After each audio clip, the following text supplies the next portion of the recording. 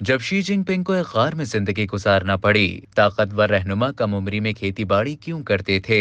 चीन के सदर का मुश्किल तरीन सफर। 21वीं सदी में शायद ही कोई ऐसा रहनुमा हो जिसने इख्तिदार में आने से पहले जिंदगी का कुछ अरसा गार में गुजारा हो और एक किसान की तरह खेतों में काम किया हो। लेकिन चीन के सदर शी जिनपिंग ने चीन में सकाफती इनकलाब की अफरा तफरी के दौरान 15 बरस की उम्र में एक सख्त देही जिंदगी का आगाज किया। शी जिनपिंग ने जिस इलाके में खेती बाड़ी की, वो उस जमाने में इलाका खाना जंगी के दौरान चीनी कम्युनिस्टों का गढ़ था। लियांगा चाखर नामी वो गांव अब कम्युनिस्ट पार्टी के अकीदतमंदों के लिए एक मुकद्दस जगह बन चुका है। 1968 में चेयरमैन माओ के हुक्म पर लाखों नौजवानों को शहरों से देही इलाकों में भेज दिया गया ताकि वो किसानों की सख्त जिंदगी से सबक हासिल कर सकें। शी जिनपिंग के बकौल उन्होंने ये सबक वाकई सीखा और आज उनकी शख्सियत पर गांव में नौजवानी में गार में गुजारे गए उन माहों साल का गहरा असर है। लियांगा चाखर में मेरा दिल है, लियांगा चाखर ने मुझे बनाया है। 15 जून 1953 को चीनी सूबे शांगसी में पैदा होने वाले शी जिनपिंग के वालिद शी जोंगशन चीनी कम्युनिस्ट पार्टी के वाइस चेयरमैन थे।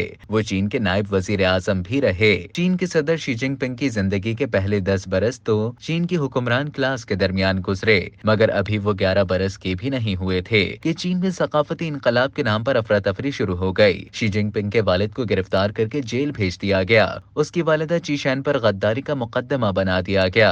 उससे बीजिंग की गलियों में परेड करवाई जाती रही।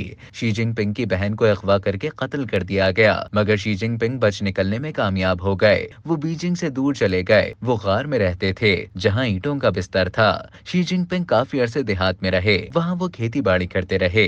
वो जिस गांव में रहते थे वहां बिजली थी ना ही सड़कें। खेती बाड़ी के लिए मुनासिब औजार भी नहीं थे। वो लालटेन की रोशनी में पढ़ाई करते थे क्योंकि 13 साल की उम्र में स्कूल से महरूम हो गए थे। हालांकि जबर में वो दिन भर काम करते और रात को लालटेन जलाकर देर रात तक पढ़ते रहते थे। अफरा तफरी कम हुई तो शी जिनपिंग ने चाहा कि वो कम्युनिस्ट पार्टी के यूथ विंग में शामिल हो जाएं। यूथ विंग में शमूलियत के लिए वो 8 बार फेल हुए।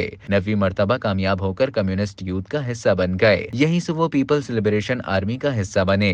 शी जिनपिंग को कम्युनिस्ट पार्टी की सेंट्रल बॉडी में आने के लिए कई मर्तबा नाकामी देखना पड़ी, मगर वो बिलाखिर 1974 में सरकारी तौर पर पार्टी के रुकन बन गए और ब्रांच सेक्रेटरी के तौर पर काम करने लगे। साथ ही उन्होंने बीजिंग सिंघवा यूनिवर्सिटी से पढ़ाई शुरू कर दी। यहाँ से केमिकल इंजीनियर बनकर गैंग बाओ के सेक्रेटरी की हैसियत से काम शुरू किया। गैंग बाओ उस वक्त चीन के मरकजी वजीर दिफा थे।